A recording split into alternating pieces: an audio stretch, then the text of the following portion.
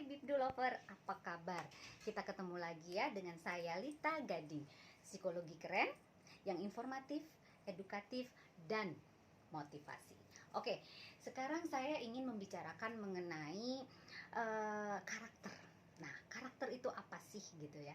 Karakter yang kita lihat atau kita analisa sekarang ini adalah melalui ya metode analisisnya adalah melalui grafologi, fisionomi, dan gestur.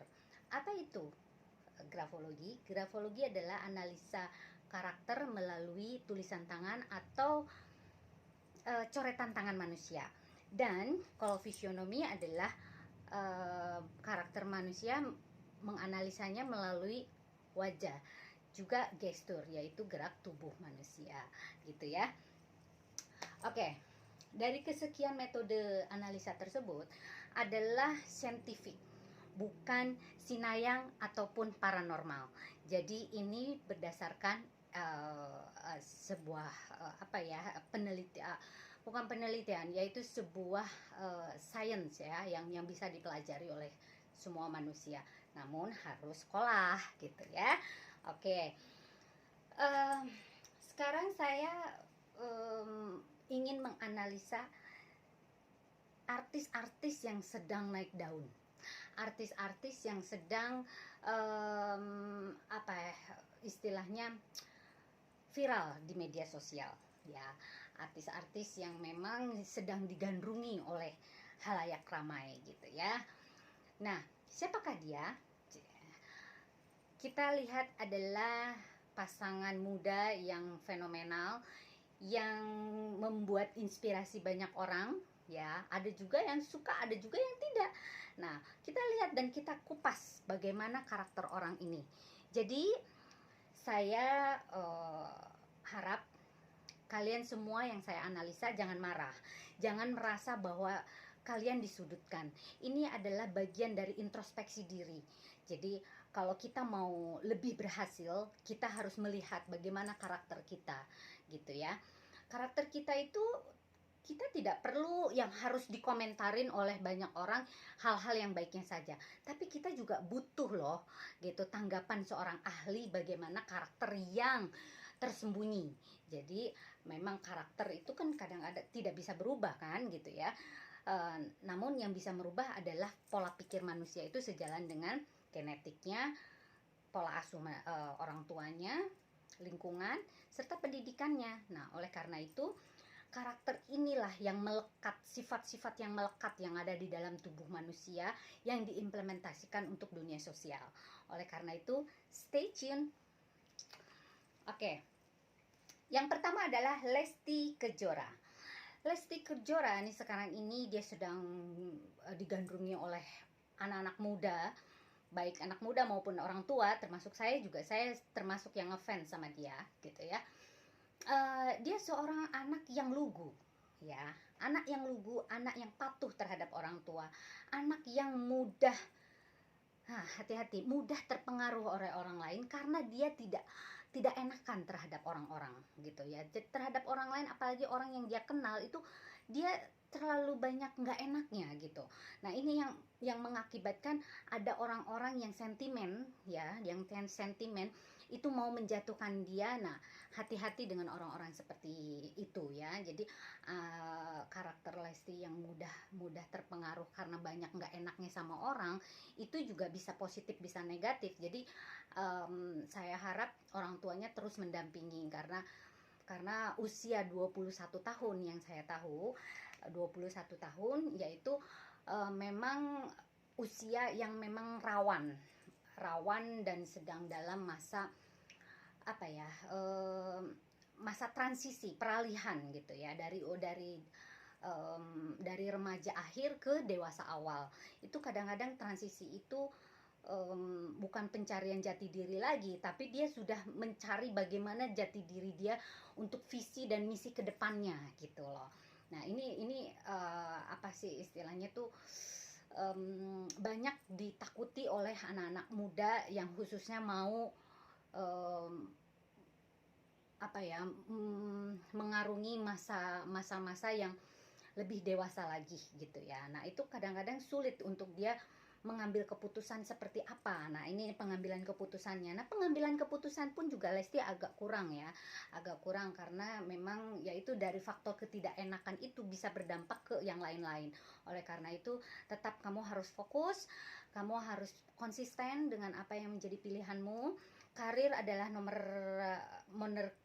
nomor kedua setelah keluargamu ya, karena itulah yang membuat kamu sukses adalah keluarga. Bagaimana dukungan keluarga itu uh, terus mendukung, dan apapun yang terjadi, keluargalah nomor satu untuk kehidupan kamu. Dan yang kedua, karir kamu. Fokus aja di sana, saran saya, jangan melenceng dulu kemana-mana. Karena apa? Kalau dia ingin memberikan satu statement itu harus dengan gaya yang baik gitu ya, dengan edukasi yang bagus, dengan karakter yang memang mumpuni gitu ya. Lebih baik saran saya juga dia kuliah lagi, sekolah lagi untuk bisa dia meningkatkan mannernya gitu ya, untuk meningkatkan cara dia berbicara gitu, cara dia bersikap, berperilaku. Itu juga pendidikan juga kan itu sangat mempengaruhi gitu ya. Oke, dan mungkin segitu dulu ya. Nanti kalau misalkan ada apa-apa nanti kita ngobrol lagi. Banyak sih. Grafologi ini bisa melihat dan menganalisa 95% akurasinya ya, melebihi lie detector. Dan ini sudah uh, sudah melalui research gitu ya, bahwa grafologi ini memang dipergunakan untuk menganalisa forensik gitu ya. Oke. Dan yang kedua adalah Rizky Bilar. Rizky Bilar yang sekarang digadang-gadang dijodoh-jodohkan kepada Lesti, mereka ini saling melengkapi. Ya boleh dikata, mohon maaf ya, Rizky masuk dalam kondisi memang tepat gitu, dalam kondisi memang sama-sama single gitu, sama-sama mempunyai cerita yang sama, yang hampir sama dengan kehidupan Lesti. Oleh karena itu mungkin manajemennya itu di setting untuk dipertemukan, yang akhirnya Tuhanlah yang memberikan jalan apa ya, leluasa itu gitu ya, memberikan kelancarannya itu kan Tuhan gitu ya. Nah, tapi untuk yang men-setting adalah manusia loh gitu ya, manusia gitu. Jadi biar bagaimanapun juga campur tangan Tuhan itu memang pasti ada gitu. Oleh karena itu, pertama yang harus kamu ingat Rizky Bilar bahwa orang pertama kali melihat kamu, orang itu hampir tidak suka sama kamu. Hati-hati. Karena apa? Karakter kamu terlihat sombong. Terlihat loh ya, terlihat sombong, terlihat mohon maaf, belagu, terlihat merasa bahwa ini gue gitu ya. Hati-hati. Padahal kalau orang sudah kenal kamu orangnya yang cukup punya prinsip gitu. Orang yang kamu memang mempunyai visi ke depannya apa gitu, mempunyai sesuatu gambaran, visinya dia cukup bagus loh. Jadi apa ya, ketajaman berpikirnya oke gitu ya.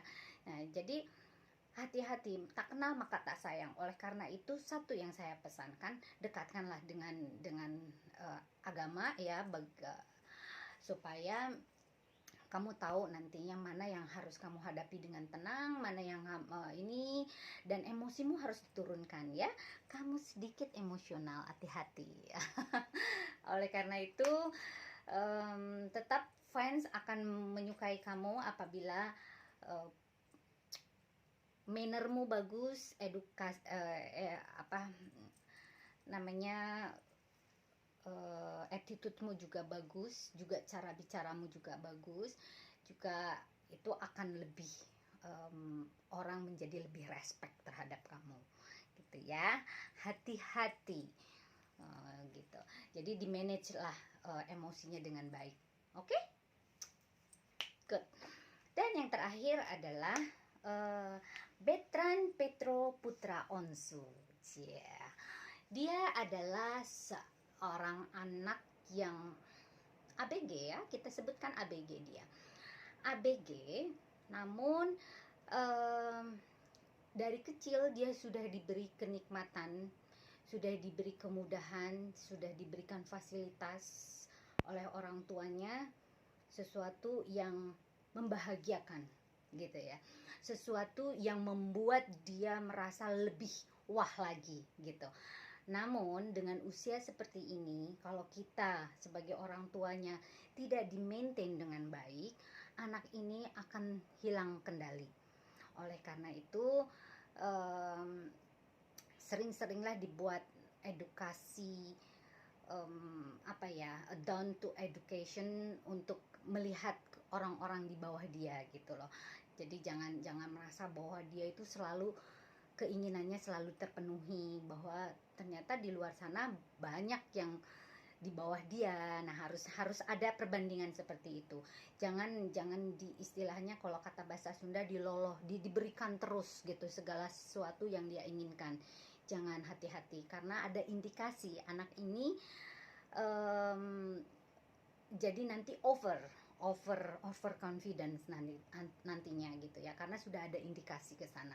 Jadi hati-hati terus, dan saya yakin bahwa Ruben Onsu sebagai ayahnya dan siapa namanya, istrinya juga, mamahnya juga bisa memberikan arahan terhadap Petran, yang menurut saya karirnya bisa didongkrak lagi lah, asal terus berlatih vokal, mannernya juga, cara sopan santun mungkin ya, karena anak ini kan masih anak ABG, jadi harus terus belajar tentang etika gitu. Kalau anak-anak segini tidak belajar etika, luar biasa deh pokoknya.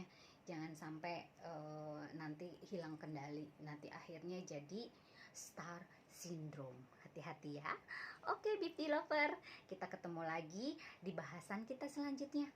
Bye bye, Lita Gading.